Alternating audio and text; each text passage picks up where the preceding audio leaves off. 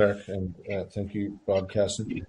I remind members that at the meeting on the 15th of December, the committee agreed that the salary to be paid to the Comptroller and Auditor General should be the same as that approved by the United Kingdom Government for a judge in salary group 5, which is £154,527 per annum.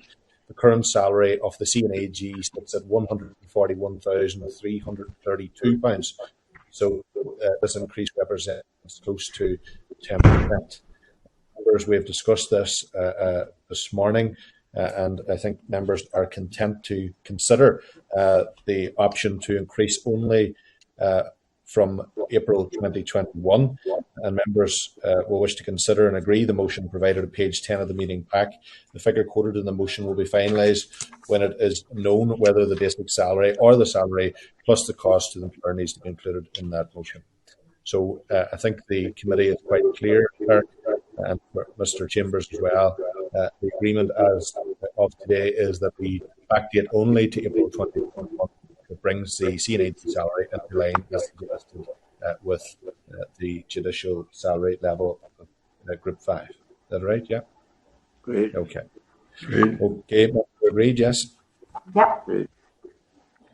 Okay, can I advise members that subject to the Minister of Finance making a recommendation as may be required under Section 63 of the Northern Ireland Act 1998 when a resolution imposes or increases a charge on the consolidated fund, the agreed motion will be tabled in the business office and members will be notified when the motion is scheduled for debate. That is still applicable, Clerk, in relation to backdating to April 2021, yes? That's right, yes. Thank you. Thank you, members. Can I refer members to draft minutes and inform members that the draft minutes of the meeting held on the 26th of January 22 are pages 18 to 27 of the meeting pack. Can I ask members if they are content that the minutes are a true reflection of proceedings of the meeting? And if so, inform members that you will sign the minutes in due course. I will sign the minutes in due course, sorry, members, if all agreed. Is there any suggested and agreed amendments to the minutes from members? Great. Great.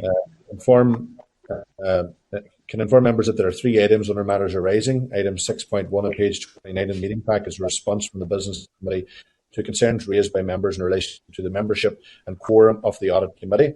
And I advise members that although the Business Committee has some sympathy for our position, it believes this issue is one that should be considered by the next Audit Committee. It has suggested that the committee may wish to write to the whips to advise them of the difficulties currently being experienced around quorum and membership and encourage members' attendance. Given where we are in this mandate, can I ask members if they are content to note the response and include this matter in the committee's legacy report for the next Audit Committee to progress? Just on that as well, members, I have raised this directly with the Speaker, and I've also raised it with my own colleagues as well. In relation to it, I don't think it is entirely acceptable to suggest simply or encourage members' attendance. Mr. Alistair has already indicated today he is another committee. I too sit on the Committee for Education. I'm sure Mr. Irwin sits in other committees, as does Mr. Chambers, and it does make it very difficult to get this to operate within quorum. It also, I think, is important to point out the appropriateness of 2 individual members making decisions that have various implications. And I don't think that is sufficient, nor do I believe it's reflective of good governance either. So I think it's important that we probably spread the important part concern in relation to the number of the committee, the difficulties in getting quorum at times, but also the appropriateness as to whether or not 2 members is sufficient to make such decisions. Members, any thoughts on that? No, I think I agree with all that.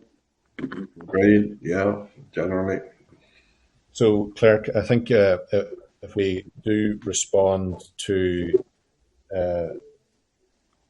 whilst we're noting it as something for consideration by the next Audit Committee, I think it is important to stress the importance of this, given that we have met more frequently than any other Audit Committee of recent times and of some of the difficulties we've had in getting quorum, but also in holding quorum.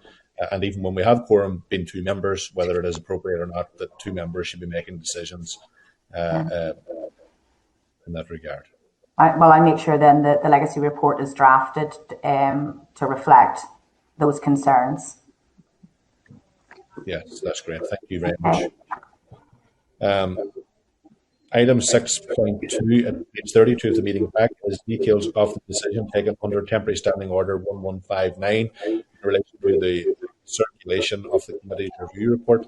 I advise members that the decision will be recorded in the minutes of proceedings of today's meeting.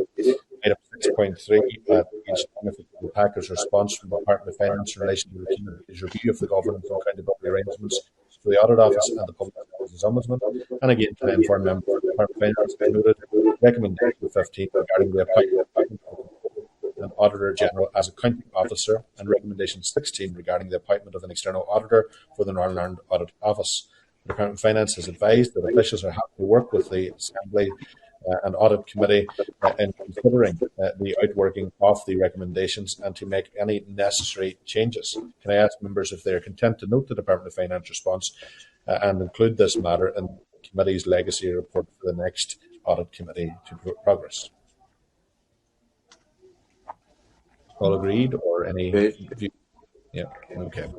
Very much.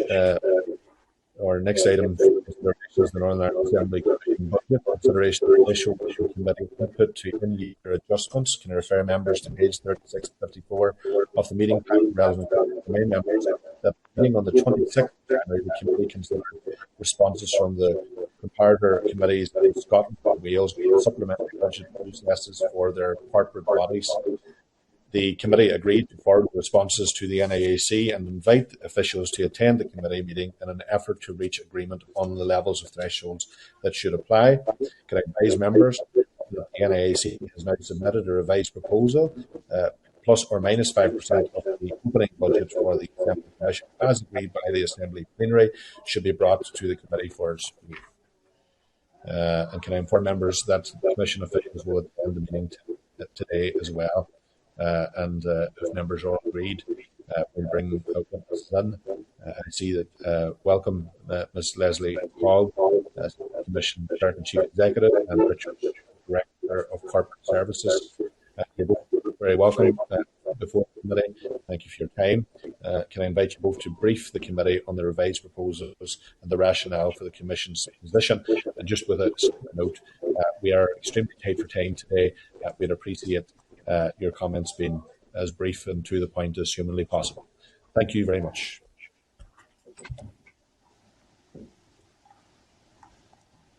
Thank you, Chair. Can you hear me? Yes. Perfect, yes. Hello. Thank you, Chair. Can you hear me? Yes, we can hear you. Sorry, the sound's a bit. Chair, well, just to keep it very brief, obviously we'd previously suggested a plus or minus 10%. The Commission reconsidered that proposal following your level to it, and we responded last week. Leslie, there's a lot of feedback on your end. You and Mr. Stewart aren't in the one office by any chance? No? No, we're not. It's feedback. I'm not sure what that is. I was going to suggest, I don't know if anybody else has got their mic on other than me, but that might be helpful to turn it off. Yeah, that's a good suggestion. Everyone could mute their devices, please. Thank you. So yes, the Commission reconsidered the proposal and felt that plus or minus 5% would be a reasonable and practical level in which to seek the Audit Committee's view on any in-year adjustments. I suppose it's striking a balance between the Audit Commission's role in its responsibilities and then the Audit Committee's role, or the Assembly Commission's role and the Audit Committee's role. So, Chair, the Commission felt that plus or minus 5% then might be a reasonable way forward for us both. Okay. Thank you. So just in relation to that, before I allow our members to come in the Commission's letter of the 21st of December, the original 10% proposal was justified because it appeared to tie in with the position in Scotland and Wales. We now know that it doesn't, as in Wales and Scotland thresholds do not apply, and the relevant committees are notified of all variations. Why does the Commission believe that a 5% threshold, which equates to approximately 2.5 million, if based on the agreed budget for 2021, offers an appropriate level of accountability when corporate bodies and other jurisdictions take a very different approach. I mean, I think the position in the other jurisdictions is slightly different as well, in that their committees scrutinise all of the government's budgets, of which the corporate body is part of that. And the position in Scotland and Wales, again, is different.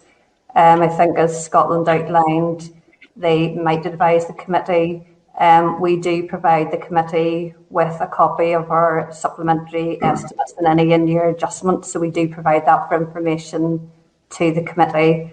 And I think the situations are different in all three jurisdictions. It's very hard to correlate exactly because, say, the other committees are looking at all of the government budgets as opposed just to the corporate body. Scotland was not specific in terms of what level came back, and they just talked about significant in-year adjustments. And I suppose that's what we're trying to get a sense of, what is significant. Obviously, there will be in-year adjustments for relatively routine matters. And equally, if we have to bring everything back to the audit committee to seek its view, that can slow down the process. So, as I say, we're trying to get what we feel is a reasonable and practical level. It's difficult to compare across the jurisdictions because they're all slightly different and they don't follow the same process. Yes, okay, thank you. Leslie, can I invite other members to ask any questions? Has any in particular? Mr. Irwin? Yeah, we committee generally felt, and I felt the same, that 10% and £5 million seemed to be a large amount. 5% still £2.5 million, but probably still reasonably large amount. But I suppose, given that we're near the end of this mandate, I can live with the 5%, but I mean, probably less would be desirable. Yes, thank you, Mr. Irwin. Mr. Alistair? I must say, I think £2.5 million is excessive to be concealed from the audit committee. I'd like to know why the Assembly Commission think that they should be able to operate without that level of transparency and knowledge to the audit committee. I just don't understand why they think that initially it should have been 10, now they think it should be 5, which is still £2.5 million. Why they think they should be exempt from any scrutiny of that when they make such a change. I just don't understand it. Yeah. Leslie, would you like, or Richard, would you like to come in on that? Or? I mean, it's certainly not a case of being exempt from any scrutiny or avoiding any transparency. I mean, we do provide the audit committee with any in-year adjustments, so they are informed of those, and the difference is then what needs to come to the audit committee in advance of submitting those proposals to seek its view on any in-year adjustments. But you are provided with details of all of our in-year adjustments, and those are after sent the event. We're provided after the event. We're talking about if you're minded to spend a different £2.5 million in some way that we've never been told about, that you shouldn't be able to do it without at least giving us knowledge of that. Well, I suppose obviously it's trying to get a balance between appropriate scrutiny. Obviously, the Assembly Commission, you know, and the difference between ourselves maybe and some of the other bodies that you scrutinise is that we do have the Assembly Commission, and I'm not a corporation sole, so therefore the Assembly Commission does have a scrutiny role in this as well, and then the audit committees have further scrutiny role over and above that. Yes, but the Assembly Commission is effectively a body which, in these circumstances, has been accountable to itself. It hasn't got any sort of independent oversight such as the audit committee might have. But I suppose the Assembly Commission obviously is a commission made up of representatives of the 5 largest parties. So it provides Sorry, Mr. Alistair. Which is not the whole Assembly. It's a cabal of the executive parties. Nothing more than that. Okay, Ms. Hogg, go ahead. I'm not sure. I mean, obviously, there's a further scrutiny rule in terms of the Assembly Commission's budget, then has to be debated on the floor of the Assembly for the Assembly to vote on. And that budget debate is scheduled for next week. Okay, Mr. Chambers? I'd like to sort of see maybe the terms of reference of the Assembly Commission. Is there terms of reference give them a role in audit? And I'm not sure that it does, but it would seem that the Audit Committee should be the final scrutiny of any financial matter. But something I'd like to give it a bit more consideration. Yeah, okay, thank you, members. I think this issue aside, I think there is a general feeling amongst members of this committee that a lot of the thinking of this committee or view of this committee or advice or guidance this committee is largely ignored. I think beyond the committee, we've had various letters back about various issues that haven't exactly been satisfactory and almost dismissive, which isn't helpful. It really begs the question of what the overall role and function of this committee is, which we do believe needs to be looked at, certainly beyond this mandate and into the next one. There's been a range of issues we've raised and concerns about. We've raised concerns about this, particularly the 10%. And the excessive nature of that level of funding without any real explanation. I think members have articulated that.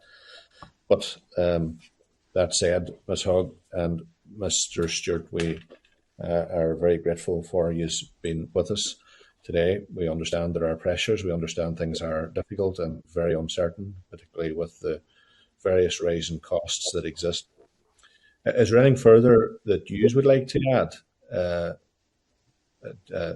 I don't think so, Chair. And I mean, certainly the Assembly Commission is not in any way dismissive of the Audit Committee's role, and I think very much appreciates the Audit Committee's role. But obviously, sometimes there is a line between where responsibilities lie, and sometimes those maybe with the Assembly Commission, and in others they will be with the Audit Committee. But as I say, the Assembly Commission very does appreciate the work of the Audit Committee and the time it takes to scrutinise the Assembly Commission's budget.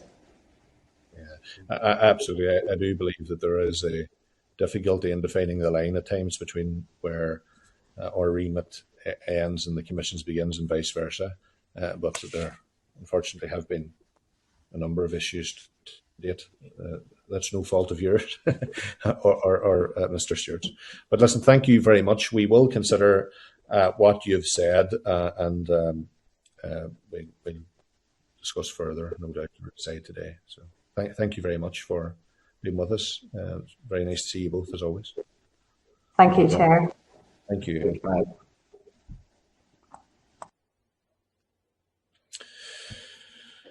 Okay, members. Just to remind you that there needs to be agreement between the NIAC and the committee on the level of threshold that should apply. Has members any particular view on what was just discussed? Personally, I'm of the view I'm glad to see we've moved far away from the 10%, although there are still concerns around 5%. I'd be minded to probably agree to the 5% threshold at this stage, simply because of where we are on the mandate and the uncertainty of the mandate and the other issues that are happening, unfortunately. And maybe that we agree that further negotiations on the level of the threshold should be included in the legacy report for the next audit committee to progress at the beginning of the next mandate is probably the most appropriate way forward, in my opinion. Chair, could I just say, what I find most discomforting is we didn't get any explanation as to how they think they need a flexibility of the order of 2.5 million. I asked that question, I didn't get an answer. So in the absence of such an answer, I don't feel inclined to assent to a flexibility of that order. I just don't. It hasn't been explained to me why they would need such a huge flexibility. Well, I think Clark, am I right in saying that it is largely reflective of other jurisdictions, or it still goes too far on the 5%? In the other jurisdictions, as the clerk had pointed out, there are different systems in place. For example, as regulations come to the committee, and there's an opportunity to scrutinise. But my reading of the responses from Scotland and Wales is that the committee is informed of the relevant committee is informed of all variations. But I suppose the case here is it's not whether you're informed, but it's whether the Commission needs to seek the committee's view, and that's where the difference is.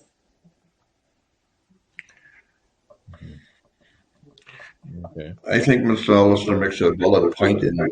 While I could live with the 5% probably, I do believe they made very little. They made a very. They didn't make any case as to why they need the extra money in the first place, and I thought they could have put a better case forward. There's no doubt it was a heavy case. They didn't seem to do that. And Mr. Chambers?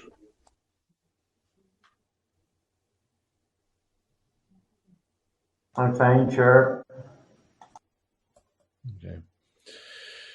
Okay. Okay, members. So we need to move this forward. I completely agree with some of the concerns that are shared. Unfortunately, it is a symptom of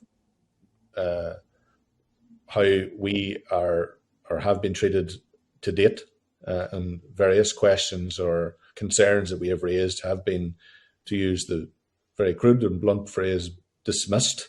And I do think that that has happened on various issues now.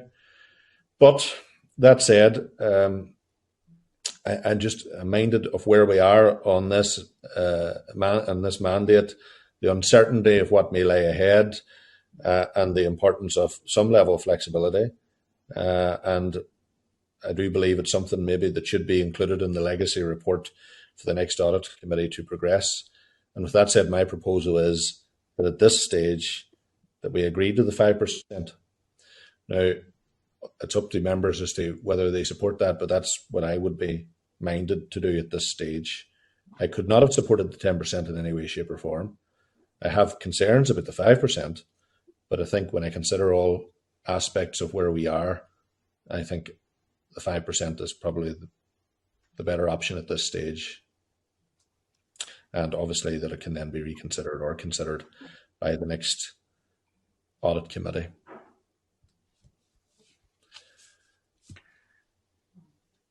Well, Chair, I must say that I'm not convinced about 5% and wouldn't want to assent to 5%, which would simply be taken as that being an agreement with the Commission, and therefore they merrily carry on as they have in the past with us.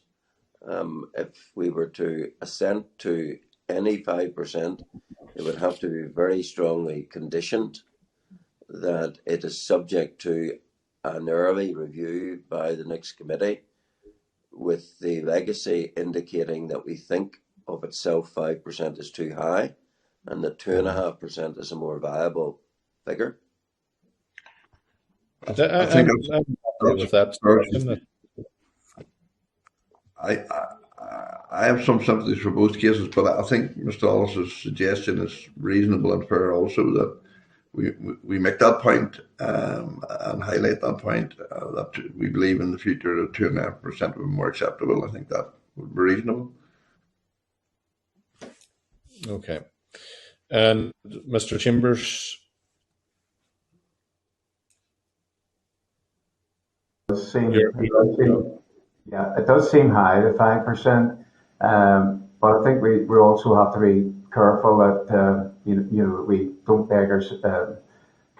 bog ourselves down in minutiae going forward. But even 2.5% of big amount is still a big amount, so it's definitely something that we need to certainly keep a very, very close eye on. So from what members have said, and Mr. Allister, I think that you've articulated a fair way forward. So should we add to what you've said, Mr. Allister, that our preferred option is a 2.5% increase? Yes. but we're minded to consider to agree to the 5% subject to an early review. Is that where you're at? So it's Yes, clearly yes. Conditioned on the fact that one of the first items of the next audit committee should be to revisit this. Right. Okay. We think in truth 5% is too much, but for the sake of the exigency of time, we had to agree something. Right. Okay. Clerk, are you clear on that? Yeah. Okay. That's grand, yes. Yeah, it does provide safeguards. Enough for that. Okay, thank you. Okay, so the agreement of members, I write to the Commission to advise of the committee's position on the matter. All agreed, yes? Right. Thank you very much, members. I'm conscious of time for Mr. Alistair, so we'll be very swift. The spring supplementary estimates 21-22 can refer members to pages 56 to 73 of the meeting pack for the relevant papers and inform members that the NIPSO, NIAO and NIAC have each submitted their estimate memorandum to accompany the 21-22 spring supplementary estimate. The memoranda provide a comparison of spending totals sought in 21-22 SSEs compared to the 21-22 main estimates and the reasons for significant changes. NIPSO has a reduction of 25,000 in its resource DEL as a result of depreciation and 35,000 in capital DEL as a result of slippage in IT capital requirements. The NIAO has a reduction of £750,000 in its resource DEL, mainly as a result of a reduced requirement of £600,000 for salary costs due to challenges in terms of recruitment and retention, meaning that it is operating well below its anticipated FTE staff numbers. It has an increase of £400,000 capital DEL for the refurbishment of its office accommodation to cover a scenario where construction works are completed more quickly than planned. Therefore, an element of the 22-23 costs are moved into 21-22 financial year. This was flagged up by officials during the briefing on the draft budget. The NIAC has a reduced resource DEL of £2.379 million, primarily due to reduced requirements for staff salaries, admin costs and depreciation. The requirement for capital DEL is reduced to £1.206 million as progress has been slower than expected for a number of projects. For example, investments in broadcasting and building security infrastructure. The projects will now be completed in 22-23 and the majority of the capital expenditure will therefore be incurred in 22-23. The requirement for resource AME also has been reduced by 300,000 due to a reduction in 21-22 in the pension service cost for Assembly members' pension scheme. Can I ask members if they are content to note the spring supplementary estimates 21-22 for the NIAO, NIPSO and the NIAC, or whether they wish to make any comments? Any comments, members, or all agreed? Agreed. Thank you. Okay, members, the next item of business correspondence. Advise members there is one item at page 75 to 91 of the meeting pack. The correspondence is from an individual in relation to an ongoing complaint being investigated by the NIPSO. Remind members that the Audit Committee's defined function is to agree and lay the estimates for the NIPSO. It does not include consideration of operational matters. Can I ask members that are content to write to the individual outlining the committee's defined function and advising that it has no role in considering operating matters? All agreed? Agreed. Thank you. Okay, members, any other business? No? Okay.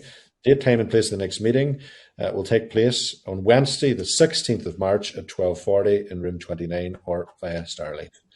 Thank you, members, for your patience and attendance and engagement. And next meeting. Okay, thank you, Clerk. Okay. Thanks.